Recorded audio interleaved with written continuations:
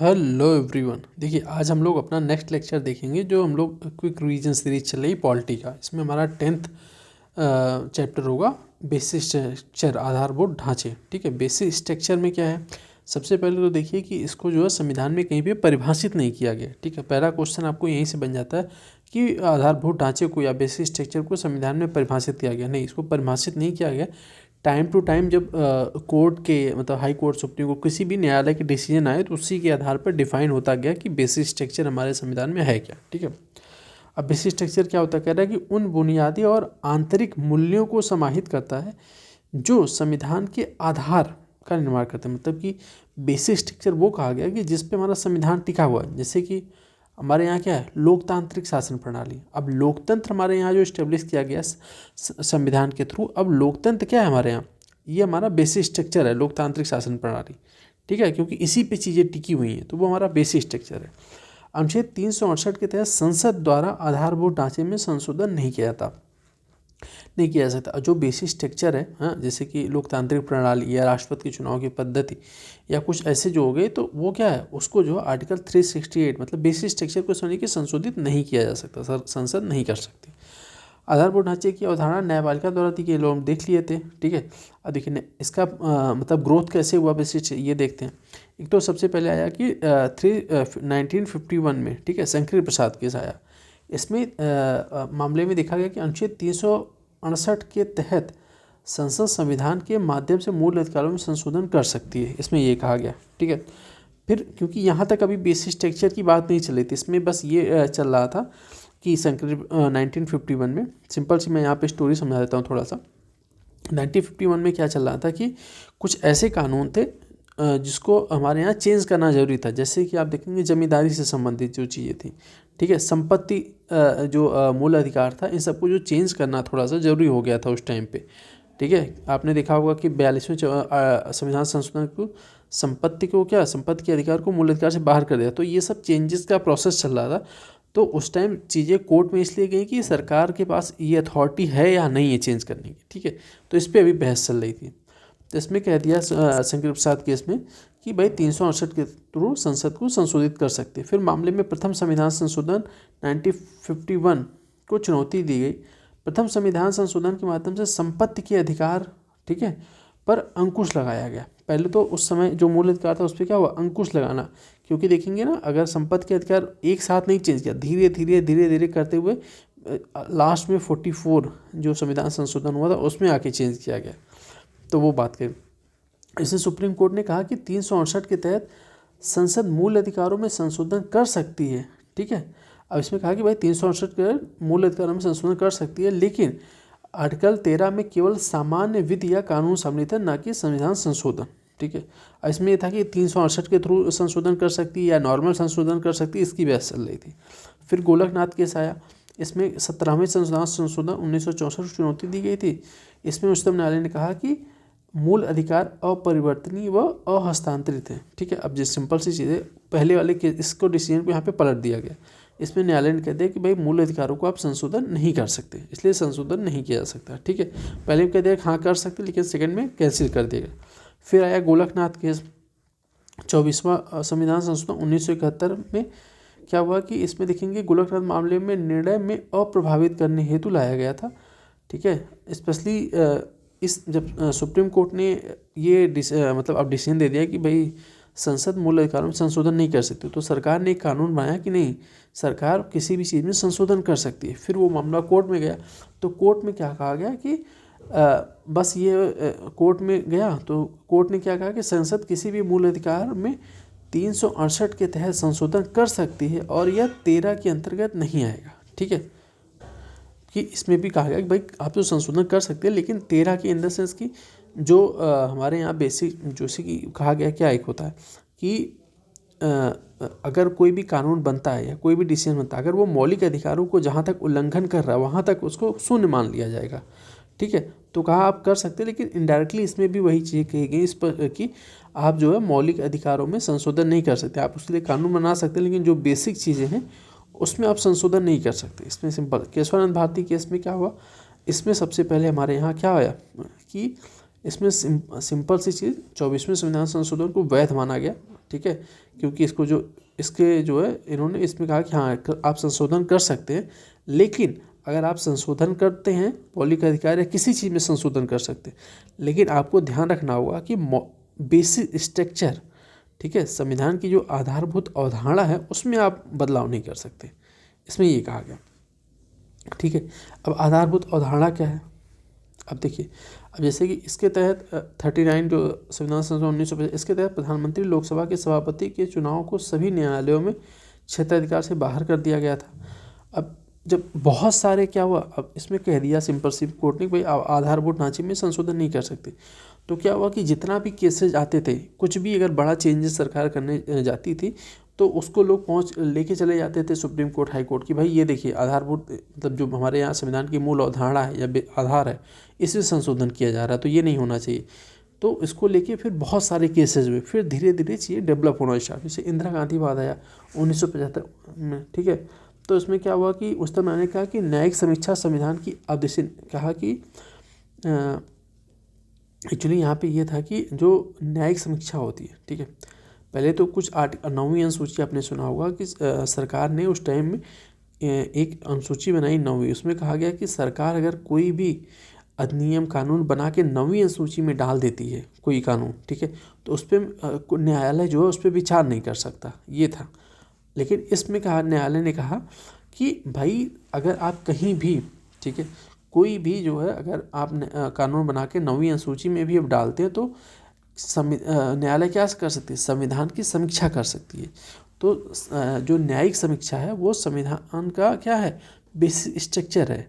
तो अब यहाँ से एक चीज़ हमें मिली कि अच्छा न्यायिक समीक्षा क्या है, आधारभूत ढांचा है। फिर आया 42वां संविधान संशोधन, इसमें क्या हुआ, इसमें केशवानंद भारती को जो निर्णय दिया गया था उसको ख़त्म करने के लिए क्या किया गया, इसके तहत 300 में संशोधन किया गया, अप्रभावी करने हेतु लाया गया था किसको, 42वें संविधान संशोधन 1976 को। इसके द्वारा संविधान संशोधन की शक्ति असीमित है कहा गया, और इसके द्वारा किए गए संविधान संशोधन को न्यायालय में चुनौती नहीं दी जा सकती, इसमें ये कहा गया। फिर मिनर्वा मिल्स केस आया 1980, काफ़ी इंपॉर्टेंट है। इसमें 42वें संविधान संशोधन को शून्य और असंवैधानिक घोषित कर दिया।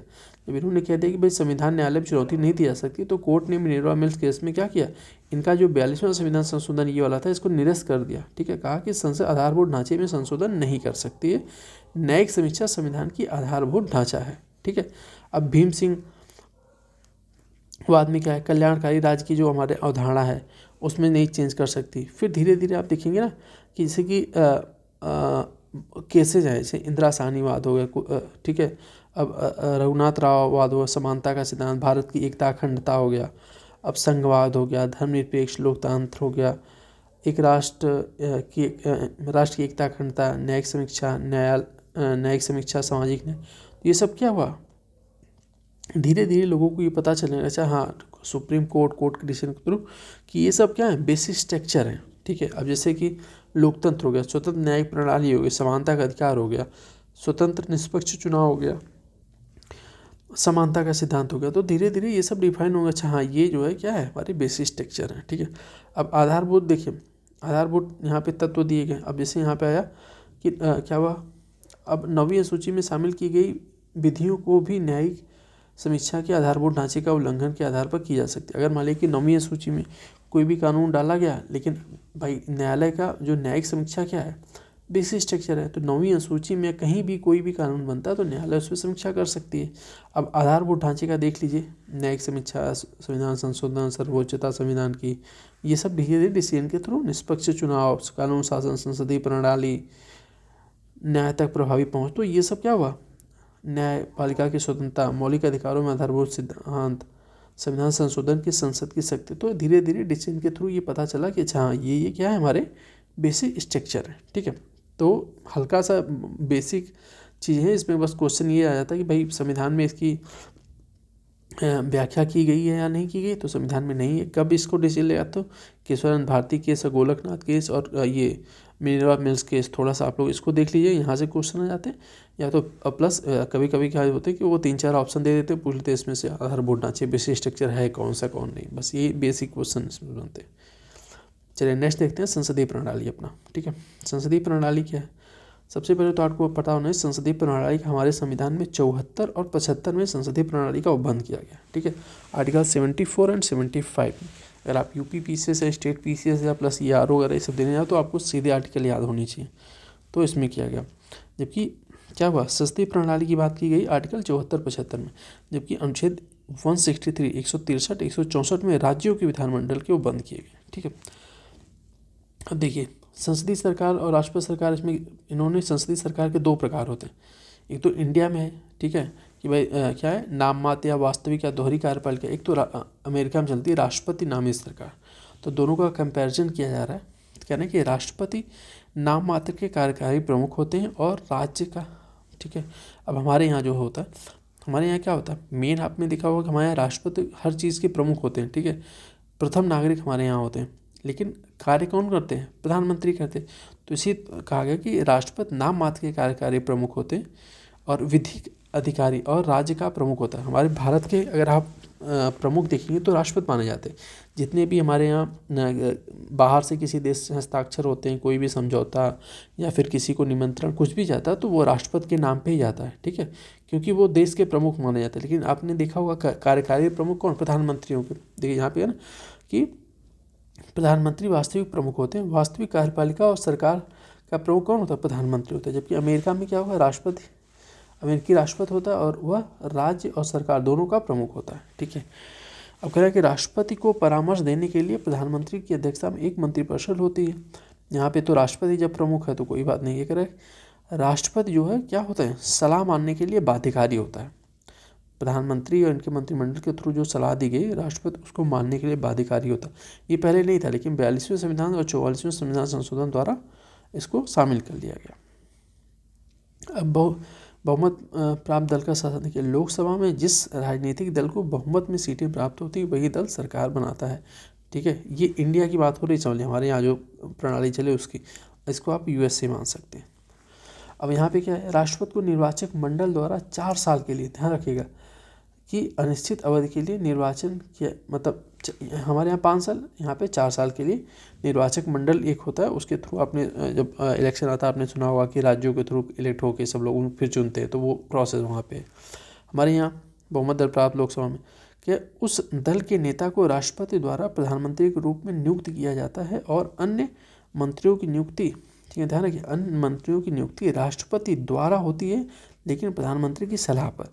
यदि कोई दल बहुमत प्राप्त नहीं करता तो राष्ट्रपति द्वारा दलों के गठबंधन को सरकार बनाने के लिए आमंत्रित किया जाता है। ठीक है, जबकि यहाँ पे राष्ट्रपति को कांग्रेस द्वारा हटाया नहीं जा सकता। ठीक है, वहाँ पे क्या है कि अमेरिका में कि राष्ट्रपति को वहाँ की संसद द्वारा नहीं हटाया जा सकता, सिवाय एक गंभीर और अवैधानिक कार्य के लिए दोषी पाए जाने के महाभियोग। वहाँ पे भी देखिए अभी जब ट्रम्प थे तो उनके ऊपर भी कई महाभियोग इन सब पे लगे, लेकिन इतनी टफ प्रोसेस है, इतनी कठिन है कि वहाँ पे समझिए कि नामुमकिन सा है कि संसद वहाँ के राष्ट्रपति को हटा पाए। ठीक है, अब यहाँ पे क्या है, अगर सामूहिक उत्तरदायित्व में देखेंगे तो राष्ट्रपति और उनके जो सचिव होते हैं कांग्रेस के प्रति उत्तरदायी नहीं होते।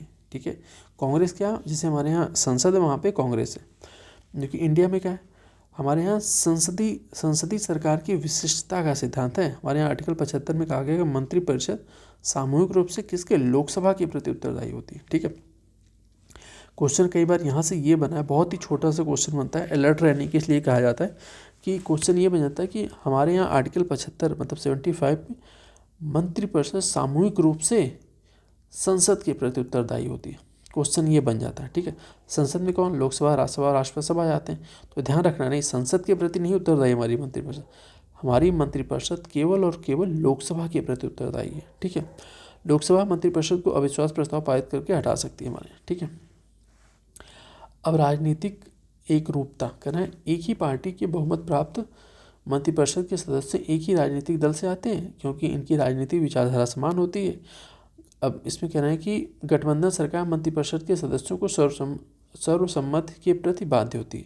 अब वही है कि भाई इसमें कहना है कि राजनीतिक एक रूपता होती है। अगर मान लें कि एक ही विचारधारा के लोग सरकार बनाते हैं तो उसमें एक सामंजस्य और एक आपसी सहमति बनी रहती है। कैबिनेट एक गैर निर्वाचित परामर्श इकाई होती है। अब यहाँ पे राष्ट्रपति को क्या है कि वहाँ पे जो उनकी कैबिनेट होती है वो बस परामर्श के लिए होती है। राष्ट्रपति कहीं से किसी को भी नियुक्त कर सकते हैं, उसमें ये नहीं कि इस सदस्य होना चाहिए। राष्ट्रपति द्वारा चयन और नियुक्ति होती है, केवल राष्ट्रपति के प्रति ही उत्तरदायी होते हैं। हमारे यहाँ किसको, लोकसभा, यहाँ पे कहना केवल राष्ट्रपति के प्रति उत्तरदायी होते हैं, राष्ट्रपति द्वारा उन्हें हटाया जा सकता है। ठीक है, अब देखिए दोहरी सदस्यता की बात हो रही। हमारे क्या मंत्री विधायिका और कार्यपालिका दोनों के सदस्य होते हैं। ठीक है, हमारे जो मंत्री होते हैं वो विधायिका और कार्यपालिका दोनों के सदस्य हैं। यदि जो व्यक्ति संसद का सदस्य नहीं है और मंत्री बनता है तो उसे 6 माह के अंदर संसद की सदस्यता लेनी पड़ेगी, अन्यथा मंत्री से क्या त्यागपत्र देगा। नॉर्मल सा प्रोसेस अपने यहाँ 6 महीने के अंदर अगर मान लीजिए नहीं चुना गया है तो आप उसको मंत्री बना सकते हैं, लेकिन 6 महीने के अंदर उसको लोकसभा या फिर राज्यसभा से इलेक्ट होना पड़ेगा। अब यहाँ पे क्या अमेरिका में कह सकते हैं, कहना कि राष्ट्रपति और उनके सचिव कांग्रेस के सदस्य नहीं होते। ठीक है, अब जैसे राष्ट्रपति और उनके जो सदस्य हैं वो संसद के सदस्य समझ लिए कि नहीं होते, क्योंकि वहाँ पे कांग्रेस क्या है, वहाँ का संसद टाइप का है, और वे सत्र में भाग लेते हैं। विधायिका और कार्यपालिका के बीच शक्तियों का पूर्ण विभाजन है वहाँ पे। हमारे यहाँ क्या है, विधायिका कार्यपालिका दोनों के प्रति मंत्री उत्तरदायी होते हैं। प्रधानमंत्री का नेतृत्व होता है, तो राष्ट्रपति क्या है समझिए।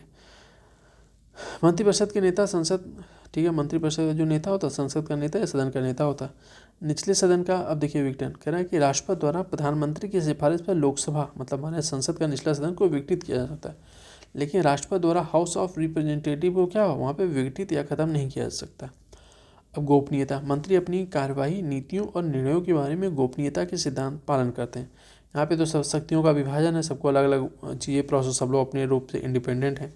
क्या मंत्रियों को राष्ट्रपति द्वारा गोपनीयता की शपथ दिलाई जाती है, शक्ति का संलयन। ठीक है, अब देखिए दोनों के थोड़ा सा मतलब पॉजिटिव नेगेटिव बात की गई, गुण दोष। ठीक है, अब देखिए क्या है कि अस्थिर सरकार, अविश्वास, मतलब ये समझ लें कि ये इंडिया ऐसे मान लीजिए, अविश्वास प्रस्ताव और राजनीतिक दल बदल या गठबंधन टूटने के कारण सरकार अपना बहुमत खो देती है। अब इसमें क्या है, संसदीय प्रणाली कार्यपालिका विधायिका का अंग होती है। विधायिका और कार्यकारी अंगों के बीच क्या सहयोग और सहकारी संबंधों को सुनिश्चित करती है। परिणाम स्वरूप दोनों आपस में एक मध्य बहुमत, मतलब सिंपल सी बात है कि अगर कार्यपालिका और विधायिका दोनों के थ्रू ही बन रही है तो उसमें क्या है, एक दूसरे के, जैसे भाई हमारे यहाँ जो कार्यपालिका है वैसे मंत्री हैं, अब जो हमारे यहाँ विधायिका है, ठीक है, संसद के सदस्य हैं, सब एक ही लोग हैं ना, कि संसद के जो सदस्य वही मंत्री बनाए गए हैं, फिर वही संसद के रूप में भी कार्य करें, कार्यपालिका के रूप में, तो हमारे यहाँ थोड़ा सा ज़्यादा स्टेबिलिटी मानी जाती है, स्थिर मानी जाती है। उत्तरदायी सरकार, मंत्री अपने कृत्यों के लिए संसद के प्रति उत्तरदायी होते हैं। ठीक है, संसद द्वारा कार्यपालिका, अब संसद द्वारा, इसमें लोकसभा में क्या है कि कैसे नियंत्रण लगाती है, संसद द्वारा कार्यपालिका पर नियंत्रण, प्रश्नकाल हो गया, विचार विमर्श या चर्चा, बहस, स्थगन प्रस्ताव, ये सब जो प्रोसेस आते हैं क्या होते हैं, ये होती हैं कि सरकार पर नियंत्रण लगाने के लिए। अब इसमें क्या करें, सरकार में परिवर्तन से नीतियों में परिवर्तन आ जाता है, यही ये। अब इसमें कह रहे हैं कि भाई निरंतर लंबी अवधि तक सरकार क्रियान्वयन में अवरोध उत्पन्न करती है। अब इसमें क्या है कि भाई मंत्रिमंडल, अब जब यहाँ पे कि भाई जो अमेरिका का राष्ट्रपति, कहीं का राष्ट्रपति है जहाँ पे राष्ट्रपति प्रणाली है, तो उसमें क्या है, उसको जो है मंत्रिमंडल अपने द्वारा चुनना है, अपने मंत्री इन सबको, वो कांग्रेस के विरुद्ध उत्तरदायी नहीं। थोड़ा सा इसमें मंत्रिमंडल की तानाशाही आती है, क्योंकि जब आपके ऊपर नियंत्रण रहेगा तो क्या होता है, आपको जवाब देना पड़ता है, तो वहाँ पे थोड़ा सा नियंत्रण बना रहता है। हमारे यहाँ क्या है भाई कि कार्यकारी शक्तियाँ सामूहिक रूप से निहित है, न कि मंत्रिपरिषद में। यह व्यवस्था कार्यपालिका को निरंकुशता से क्या होती है, रोकती है। अब हमारे यहाँ क्या है कि सत्तारूढ़ दल बहुमत खो देता है तो राष्ट्रपति विपक्षी दल को वैकल्पिक सरकार बनाने की अनुमति दे देता है। मंत्रिपरिषद और मंत्रिमंडल विधायिका का हिस्सा होते हैं। अब वहाँ पे क्या है कि वहाँ पे जो सरकार है और उनकी कैबिनेट है वो मतलब स्वतंत्र है संसद से, तो वहाँ पे ये चीज़ें नहीं हो जाती। कह रहा मंत्रिपरिषद विधायिका कार्यवाही दोनों के नेता होते हैं। प्लस इसमें देखिए अब सरकार में क्या है, हमारे यहाँ की एक सिंपल सी चीज़ है कि ऐसे मान लिए कि हमारे यहाँ थोड़ा सा क्या है कि अब आप संसद सदस्य में से ही चुनना है, लेकिन अमेरिका में या यूएसए में क्या है कि भाई उनको क्या होता है कि चुनने के लिए स्वतंत्र होते हैं, वो कहीं से किसी को भी विशेषज्ञ को उठा के अपने कैबिनेट में शामिल कर सकते हैं। अगर देखिए भारतीय शासन प्रणाली और ब्रिटिश शासन प्रणाली में कंपेरिजन किया जाए तो आप देखेंगे कि गणतंत्र प्रणाली, ठीक है, गणतंत्र मतलब हमारे यहाँ जो राष्ट्रपति होते हैं उनका भी चुनाव होता है। वो ब्रिटेन की तरह राजशाही घराने या राजा रानी वंशानुगत रूप से नहीं आते। हमारे यहाँ राष्ट्रपति का भी चुनाव होता है। तो गणतंत्र प्रणाली है। कह रहे प्रधानमंत्री संसद के किसी भी सदस्य सदन, लोकसभा या राज्यसभा से सदस्य हो सकते हैं। ठीक है, अभी देखेंगे तो प्रधानमंत्री जो नरेंद्र मोदी हैं वो लोकसभा से, इसके पहले मनमोहन सिंह राज्यसभा से आते थे। तो इसमें कह रहे किसी भी सदन से आ सकते हैं। प्रधानमंत्री को संसद के निचले सदन का सदस्य होना चाहिए। ये कहाँ पे? वहाँ पे जो निचला सदन है, जैसे हमारे यहाँ लोकसभा है, तो ब्रिटेन में प्रधानमंत्री निचले सदन से ही आते हैं। कहना कि एक व्यक्ति जो किसी भी सदन का सदस्य नहीं, उसे मंत्री के रूप में 6 महीने तक नियुक्त किया जा सकता। जबकि अब यहाँ पे क्या है, जो संसद का सदस्य है आमतौर पर उसे नियुक्त किया जाता है। कह रहा मंत्रियों की कानूनी जिम्मेदारी की कोई व्यवस्था नहीं है, क्योंकि कानूनी जिम्मेदारी क्या है, बस लोकसभा के प्रति जिम्मेदार होते। मंत्रियों को राज्य के मुखिया के रूप में कार्यकारी कार्य में हस्ताक्षर करना जरूरी नहीं है। ठीक है, अब यहाँ पे कैबिनेट में छाया कैबिनेट, शैडो कैबिनेट की व्यवस्था नहीं है। ठीक, अब यहाँ पे क्या है, इसको यहाँ पे शैडो कैबिनेट क्या होती है, वहाँ पे क्या होता है, एक शैडो कैबिनेट भी होती है, जैसे कि विपक्ष हमारे यहाँ, जैसे कि मान लिया कि गृह मंत्रालय, ठीक है, गृह मंत्री हमारे यहाँ। ठीक है, अब वहाँ पे शैडो कैबिनेट क्या होती है, विपक्ष भी वहाँ पे एक गृह मंत्री के रूप में एक मंत्री टाइप को वहाँ पे नियुक्त होता है, जो क्या होता है कि गृह मंत्रालय के कार्य को ऊपर निगरानी रखता है। ठीक है, तो विपक्ष हमेशा जो है अल्टरनेटिव उपलब्ध कराती है। यहाँ पे ये बात हो रही कि वहाँ पे हमेशा एक अल्टरनेटिव कैबिनेट बनी रहती है विपक्ष की तरफ से। इसकी बात, मंत्रियों को कानूनी जिम्मेदारी की व्यवस्था होती है। मंत्रियों को राज्य के मुखिया के रूप में कार्यकारी कार्य के प्रति हस्ताक्षर जरूरी होता है।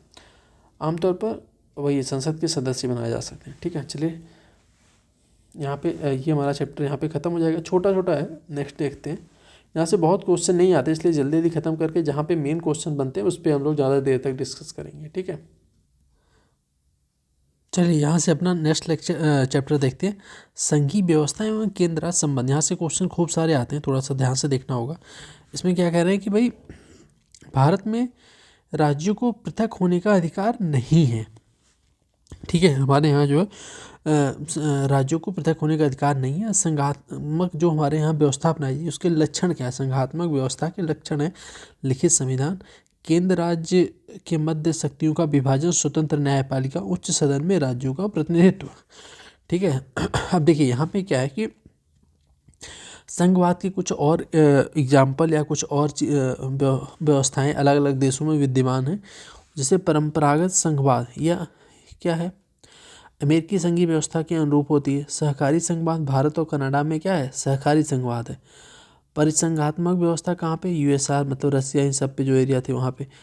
सहवर्ती संघवाद, इसमें शक्तियों का विभाजन निर्जाति मतलब एथनिक जो ग्रुप होते हैं इसके आधार पर होती है, और अल्पसंख्यकों के पास निषेधाधिकार की शक्ति होती है। उदाहरण के लिए यहाँ पे बेल्जियम में पाए जाने वाला संघवाद एक सहवर्ती संघवाद है। मतलब देखिए अब यहाँ से क्या होता है कि आपको आर्टिकल भी ध्यान रखना होगा। विधायी संबंध आर्टिकल 2 मतलब 245 से 255 के बीच में कहा गया है। ठीक है, केंद्र राज्य संबंध में केंद्र राज्य का क्षेत्रीय विस्तार क्या, संसद और राज्य विधानमंडल अपने संपूर्ण क्षेत्राधिकार एवं उनके किसी भी भाग में कानून बना सकती हैं। ठीक है, अब मतलब जाहिर सी बात है कि जो संसद के समवर्ती सूची है उसमें 3 सूचियाँ है ना, कि संघ सूची के विषय में संसद कानून बना सकती है, राज्य सूची के विषय में राज्य विधानमंडल बना सकती है। करें इस अतिरिक्त क्षेत्रीय विस्तार भारतीय नागरिक और विश्व के किसी भी भाग में उनकी संपत्ति के संबंध में केवल संसद द्वारा ही, जाहिर सी बात है कि राज्य के क्या है बस सीमित क्षेत्र है। राज्य अपने अंडर जो राज्य सूची में विषय दिए गए और अपने राज्य के लिए कानून बना सकता है। उसके बाहर अगर कहीं कुछ हो रहा है तो उसके लिए क्या संसद कानून बना सकती है। ठीक है, अब देखिए कहना है कि तीनों केंद्र शासित प्रदेशों जैसे कि अंडमान निकोबार द्वीप समूह, लक्षद्वीप और दादरा नागर हवेली और दमन द्वीप, यहाँ के लिए क्या है कि शांति, उन्नति और सुशासन के संबंध में राष्ट्रपति द्वारा नियम बनाया जा सकता है। इस प्रकार बनाए गए नियम संसद के द्वारा बनाए गए किसी भी अधिनियम के समान ही प्रयोज्य होते हैं। ठीक है, कि इन 3 जो यूटीज़ हैं इंडिया की, इसमें क्या होता है कि इनकी शांति, उन्नति और सुशासन के लिए राष्ट्रपति जो है कानून बनाते हैं। ठीक है, बना सकते हैं, और वो कानून सेम जैसे संसद का कानून होता है उसी तरह वहाँ पे लागू होगा। राष्ट्रपति इसे नियम के माध्यम से इन केंद्र शासित प्रदेशों के संबंध में संसद द्वारा पारित किसी भी अधिनियम को संशोधित या समाप्त कर सकती है। अगर मान लीजिए कि यहाँ पे इन तीनों चीज़ों को लागू करने के लिए संसद ने कोई कानून बना दिया, लेकिन अगर वो चाहे तो इन मतलब कि इन यूटीज़ में तीनों में लगाने के लिए संसद के कानून में भी संशोधन करके अपने यहाँ लागू करवा सकता है या फिर नहीं लागू करवा सकता, उसके ऊपर है। ठीक है। अब देखिए राज्यपाल को यह सकती है कि वह संसद के किसी भी अधिनियम को क्षेत्र में लागू ना करें, वही है। ठीक है, ना करें या उसमें संशोधन के साथ लागू करें। अब राष्ट्र वहाँ पे क्या होता है, राज्यपाल नहीं, यहाँ पे क्या होता है यूटीज़ में क्या होता है कि जैसे कि कहीं कहीं पे उपराज्यपाल होते हैं, कहीं कहीं प्रशासक होते हैं। ठीक है, तो ऐसे करके वो क्या होते हैं राष्ट्रपति के प्रतिनिधि के रूप में कार्य करते हैं। ठीक है, अगर यूटीज़ के प्रमुख कौन होते हैं, राष्ट्रपति ही होते हैं। ठीक है, राज्य उपराज्यपाल या प्रशासक ये लोग नहीं होते हैं। तो ध्यान रखिएगा, कई बार क्वेश्चन आता है तो ध्यान रखिएगा राष्ट्रपति ही प्रमुख होते हैं। जैसे असम के राज्यपाल को यह शक्ति है कि वह संसद के अधिनियमों को, जैसे कुछ हमारे यहाँ जो ट्राइब्स एरिया हैं, ठीक है, आर्टिकल अभी जब हम अनुसूची देख रहे थे ना अनुसूची 5 और 6, तो वहाँ के लिए थोड़ा सा कुछ विशेष प्रावधान किए गए। जैसे असम के राज्यपाल को कह सकते हैं कि वह संसद के अधिनियम को असम के जनजातीय क्षेत्र जो स्वायत्त क्षेत्र में लागू ना करें, या कुछ संशोधन को अपवादों के साथ लागू करें, जैसे मेघालय हो गया, त्रिपुरा हो गया, मिजोरम हो गया और एक असम, ठीक है, के संबंध में ऐसी शक्तियाँ राष्ट्रपति के पास दी गई। ठीक है, अब देखिए ये वही है कि जो किसके विषय में कितनी सूचियाँ दी गई। अब देखिए किसके द्वारा कानून बनाया प्रभावी होगा, जाहिर सी बात है राज्य सूची पे राज्य बनाएगा, संसद संघ सूची पे संसद बनाएगा। बची हुई जितनी अवशिष्ट शक्तियाँ वो हमारे यहाँ किसके पास हैं, वो हमारे पास संघ पर मतलब संसद के पास, केंद्र के पास है। और यह शक्ति कहाँ से ली गई, कनाडा से ली गई। अब ये कह रहे हैं कि राज्य क्षेत्र में संसदीय विधान, ये इंपॉर्टेंट है, यहाँ से खूब सारे क्वेश्चन आए हैं। ठीक है, कह रहे हैं कि जब राज्यसभा इस संबंध में कोई प्रावधान पारित कर दे, ठीक है, आर्टिकल 249 के थ्रू अगर राज्यसभा कोई प्रावधान पारित कर देती है तो उस पर क्या होता है कि संसद कानून बना सकती है। क्यों, जब राष्ट्र के आवश्यक मामले हो। ठीक है, सिंपल सी बात यहाँ सोचिए कि आर्टिकल 249 के थ्रू एक अधिकार दिया गया है, किसको, राज्यसभा को केवल दिया गया। अगर राज्यसभा इसके थ्रू पारित कर देती है कि भाई राज्य सूची के विषय पे, हाँ, कि इस विषय पे संसद कानून बनाए, अगर राज्यसभा पारित कर देती तो संसद उस पर कानून बना सकती है। किसके थ्रू, आर्टिकल 249 के थ्रू राज्य सूची के विषय पर। राष्ट्र के लिए आवश्यक अगर मामला हो कोई, इस तरह के प्रस्ताव को सदन में उपस्थित और मतदान देने वाले 2/3 मतलब 2/3 मेजॉरिटी से पारित होना चाहिए।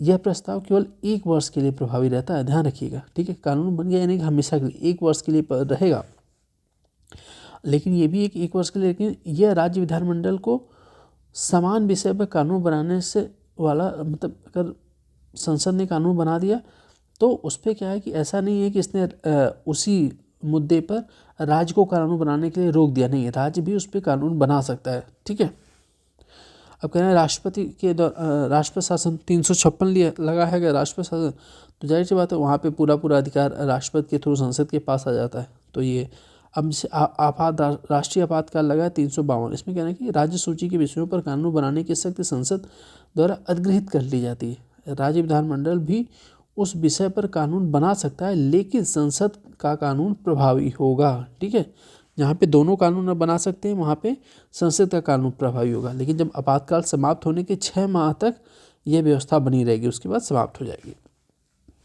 जैसे कुछ मामले ऐसे होते हैं कि राज्य के अनुरोध पर संसद कानून बना सकती है, जैसे जब 2 या 2 से अधिक राज्य विधानमंडल इस संबंध में प्रस्ताव पारित करें या यह कानूनी उन्हीं राज्यों में लागू होगा। ठीक है, अगर मान लीजिए कि 2 राज्य कोई विषय लेके चले जाते हैं संसद पे कि आप इस पे कानून बना दीजिए, ठीक है, तो ये कानून जो है संसद बना सकती, और ये जो कानून बनेगा वो जिस राज्य ने सहमति दी है दोनों उन्हीं पे बस लागू होगा। ठीक है, तो ये बात की जा रही है। ऐसा कानून को संसद द्वारा ही संशोधित या निश्चित किया जा सकता है, राज्य विधानमंडल द्वारा नहीं। जैसे उदाहरण के वन जीव संरक्षण अधिनियम 1972, जल अधिनियम, ये सब हैं तो राज्य के विषय थे, लेकिन इन लोगों ने आपसी सहमति के थ्रू संसद ने इस पर कानून बनाया। ठीक है, अब देखिए कह रहे हैं कि अंतर्राष्ट्रीय संधि समझौते को लागू करने के लिए संसद राज्य सूची के किसी भी विषय पर कानून बना सकती है। जैसे जेनेवा का जो समझौता उसको लागू करने के लिए ट्रिप्स में तो अंतर्राष्ट्रीय अगर कोई विषय आता है तो उस पर क्या संसद को डायरेक्ट पूरा अधिकार हो जाता है। अब राज्य विधानमंडल में केंद्र के नियंत्रण राज्यपाल द्वारा, अब जैसे कि देखिए यहाँ पे समझ लेते थोड़ा सा, बहुत ही बेसिक कह रहे हैं कि राज्य विधानमंडल में केंद्र का नियंत्रण, ठीक है। अब राज्यपाल द्वारा विधायिका द्वारा पारित कुछ विषयों को राष्ट्रपति की संस्तुति के लिए आरक्षित कर किया जाता है। अब सिंपल सी चीज़ है कि भाई अगर अब कह रहे हैं कि राज्य की विधानमंडल कानून बनाने पे सेंट्रल का नियंत्रण कैसे, उसकी बात की जा रही। कह रहे हैं कि अगर कोई भी ऐसा कानून होता है, राज्यपाल कानून पारित होने के बाद जाहिर सी बात है जैसे संघ में या संसद में प्रोसेस होता है, सेम प्रोसेस राज्यों में भी होता है कि भाई लोकसभा राज्यसभा पारित करेगी, राष्ट्रपति हस्ताक्षर करेंगे तब कानून बनेगा। वहाँ भी जब तक राज्यपाल हस्ताक्षर नहीं करेंगे कानून नहीं बनेगा। लेकिन राज्यपाल के पास ये अथॉरिटी है कि वो उस विधेयक को क्या नाम है राष्ट्रपति के पास भेज दे संस्तुति के लिए। अब राष्ट्रपति के पास भेज देंगे तो राष्ट्रपति के पास कोई निश्चित समय नहीं है कि उस पर या तो वीटो करके रखे रहें या तो उस पर सहमति न दें। तो ये एक क्या होता है, केंद्र का नियंत्रण है राज्य कहते हैं। अब जैसे राज्य सूची के कुछ विषयों पर विधेयक केवल राष्ट्रपति की पूर्व अनुमति से ही प्रस्तुत किए, जैसे कि कुछ विषय ऐसे हैं जिसमें पहले आप राष्ट्रपति की सहमति के थ्रू ही उस पर राज्य कानून बना सकते। जैसे व्यापार और वाणिज्य की स्वतंत्रता पर प्रतिबंध करने से संबंधित विधेयक 301 में। अब से वित्तीय आपातकाल के दौरान क्या होता है कि राज्य विधायिका द्वारा पारित धन विधेयक या अन्य वित्त विधेयकों को राष्ट्रपति द्वारा क्या आरक्षित कर सकती है। जब उसमें आपातकाल के टाइम तो जाहिर सी बात है हर कोई भी बात करे उसमें सेंट्रल को पूरा पावर मिल जाता है, तो उसकी बात की जा रही है। अब प्रशासनिक संबंध आर्टिकल देखिए 256 से 263 में क्या कहा गया कि कार्यकारी शक्तियों का वितरण विधायिका शक्ति के अनुरूप होगा। कार्यकारी शक्तियों का वही बात है कि कार्यकारी शक्ति भी मतलब वो 3 सूचियाँ समवर्ती राजसूची समवर्ती सूची, तो किसके क्या कार्य हैं उसका वितरण किया गया, इसकी बात है। तो संघ सूची पे वही है, सेंट्रल कानून बना सकते हैं, राज्य पे राज्य, समवर्ती पे दोनों बना सकते हैं, और जिसका उल्लेख किसी में नहीं है उस पर संसद कानून बना सकती है। तो ये बात की जा रही है। अब देखिए यहाँ पे कह रहे हैं राज्यों को केंद्र के निर्देश, ठीक है, सिंपल सी बात की राज्यों को केंद्र का निर्देश कैसे प्राप्त किस किस के थ्रू होता है। आर्टिकल 257 केंद्र और राज्यों के बीच सहयोग करें कि राज्य की कार्यकारी शक्तियों पर संवैधानिक प्रतिबंध होता है। ऐसी बात है कि संविधान पर संसद में प्रतिबंध कैसे कहा गया, इसमें कहा गया कि देखिए आर्टिकल 256 में सीधे कहा गया कि प्रत्येक राज्य की कार्यकारी शक्ति में संसद द्वारा बनाए गए कानून और भारत सरकार के निर्देश का अनुपालन सुनिश्चित किया जाना चाहिए। कि जो हमारे संसद और केंद्र सरकार का निर्देश है उसको राज्य सरकार को पालन करना चाहिए, ठीक है। क्या है, राज्यों की कार्यकारी शक्तियों पर 2 प्रतिबंध है। पहला, संसद द्वारा बनाए गए कानून का अनुपालन सुनिश्चित करना होगा उनको, और प्लस राज्यों में केंद्र की कार्यपालकीय शक्तियों को बाधित या इसके संबंध में पूर्वाग्रह न रखना, ठीक है। अगर सेंट्रल का कोई कानून या पारित तो उसमें वहाँ के राज्य को उसको बाधित नहीं करना, और जो निर्देश दिए गए उसको फॉलो करना, पालन करना पड़ेगा, ठीक है।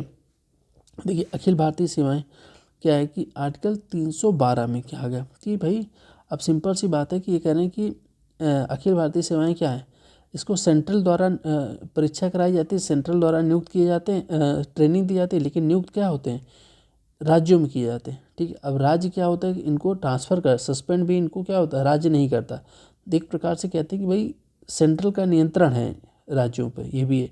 अब एकीकृत न्याय व्यवस्था, अब कह रहे हैं कि भाई और देशों में क्या है कि जैसे अमेरिका में है कि भाई हमारे यहाँ एकीकृत न्याय जो राज्य और पूरे इंडिया की एक ही न्यायपालिका व्यवस्था की गई ना। सुप्रीम कोर्ट इंडिया में देखिए एक ही है, जबकि बहुत राज्यों में अमेरिका वगैरह में क्या है कि वहाँ पे राज्य के अलग कानून है, अलग संविधान है, अलग वहाँ पे वो है क्या नाम है, अलग ही उनके मतलब स्टेट के भी सुप्रीम कोर्ट हैं। जैसे हमारे यहाँ पूरे इंडिया में एक ही ना न्याय व्यवस्था एक ही कोर्ट है, तो वहाँ पे अलग अलग हैं, बस ये।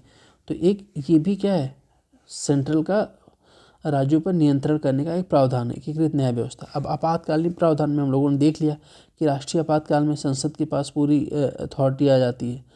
प्लस आर्टिकल 356 में अगर राज्यपाल रिपोर्ट भेज देते हैं कि भाई वहाँ पे राज्य का कानून सही नहीं चल रहा है या फिर बहुमत नहीं है, ठीक है, इसमें तो उसमें भी राष्ट्रपति के पास पूरी अथॉरिटी आ जाती है, राष्ट्रपति संसद के थ्रू वहाँ पे कानून लगवा सकते हैं। तो ये बात है।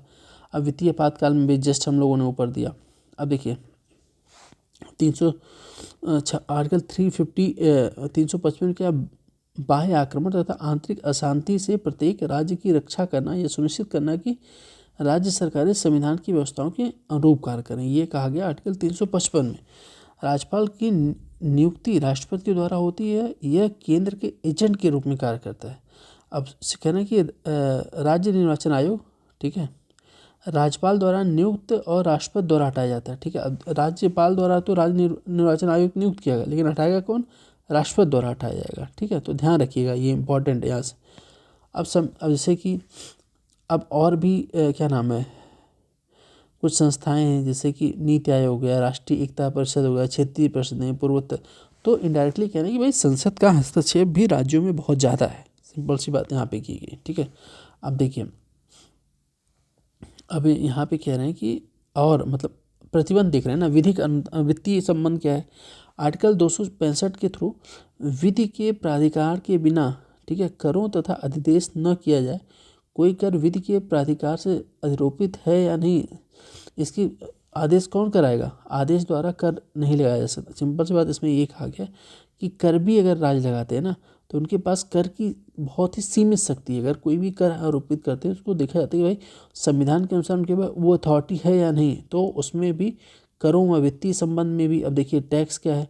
अब एक अभी वित्त आयोग गठित होता है, राष्ट्रपति द्वारा इनडायरेक्टली सेंट्रल द्वारा नियुक्त किया जाता है, ठीक है।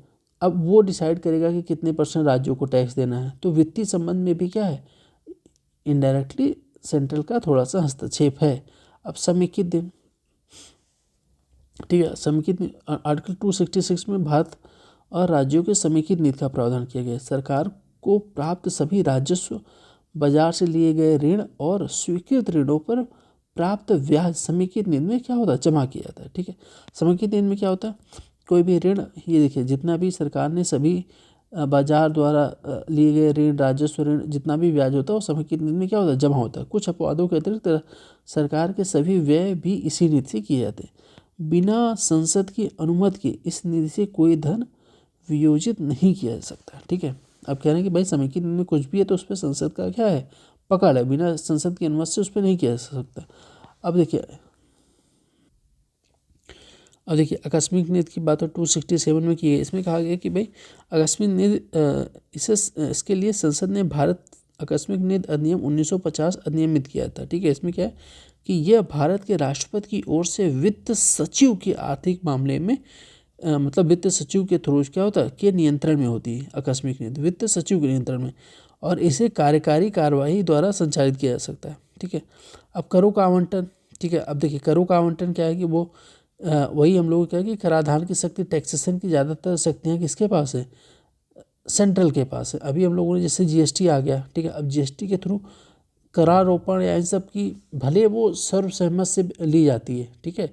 जीएसटी भले भी सर्वसहमत से वो व्यवस्था ली जाती है, लेकिन उसमें ज़्यादातर हस्तक्षेप या क्या होता है, सेंट्रल के थ्रू ही होता है। सेंट्रल ही हर चीज़ों को टैक्स सहमत लगवाते हैं, लेकिन जो करों का प्रावधान होता है कि कितने % उस टैक्स जो लिया जा रहा है कितना राज्यों को बंटवारा होगा, किसमें क्या, उसमें भी सेंट्रल का ज़्यादा हस्तक्षेप रहता है। इसमें ये बात करें। अब कई बार क्वेश्चन आता है जीएसटी जो संशोधन था वो किस नंबर का था, तो 101वां संविधान संशोधन के थ्रू जीएसटी 2016 में लागू की गई थी, ठीक है। देखिए विधिक अनुदान हम लोग नेक्स्ट लेक्चर में स्टार्ट करेंगे। यहाँ पे ये कर लेते हैं, लास्ट में थोड़ा सा हम लोग स्टार्ट करेंगे। तो ये जो लास्ट में था ना इसमें यहाँ से, तो इसको एक बार थोड़ा सा हम लोग फिर से रिवीजन कर लेंगे, कुछ शॉर्ट्स नोट्स में बता देंगे। इसमें थोड़ा सा इतना टफ नहीं है, बहुत इजी है। एक हम लोग चार्ट बना के देख लेंगे कि भाई कहाँ पे सेंट्रल का अधिकार है, कहाँ पे राज्य का अधिकार है, प्लस कहाँ कहाँ पे सेंट्रल का हस्तक्षेप राज्यों के ऊपर इनडायरेक्टली नियंत्रण है, कहाँ कहाँ पे सेंट्रल का राज्यों पे, ठीक है। जैसे कि अभी हम लोग देखेंगे, अगर आप पढ़ेंगे बेसिक जो होता है उसमें से राज्यपाल की नियुक्ति भी क्या है, सेंट्रल का राज्यों के ऊपर नियंत्रण है। क्यों? क्योंकि राज्यपाल क्या होते हैं, राज्यपाल इनडायरेक्टली राष्ट्रपति के प्रतिनिधित्व हैं, लेकिन वो क्या सेंट्रल के थ्रू नियुक्त होते हैं, और हर चीज़ पे वीटो से संबंधित अधिकार राष्ट्रपति पे नियंत्रण में होता है। किसको नियुक्त करना है ये भी बिना राज्यों की सहमति के राज्यपाल की नियुक्ति कर दी जाती। तो राज्यपाल की नियुक्ति भी क्या है, राज्यों पर अधिकार है। प्लस जितनी भी ये लोक सेवाएं आयोग है वो लोग देख ही लिया, प्लस इसमें क्या होता है ना, कई बार क्वेश्चन ये बनता है कि एकहरी व्यवस्था या फिर राज्य संसद का नियंत्रण किसमें किसमें, तो उसमें देखा कि एकीकृत नागरिकता, एकहरी न्यायालय, राज्यपाल की नियुक्ति, लोक सेवा आयोग। तो ऐसे ध्यान रखना, उसको डिस्कस करेंगे नेक्स्ट लेक्चर में। ठीक है, चलिए मिलते हैं नेक्स्ट लेक्चर में, तब तक के लिए धन्यवाद।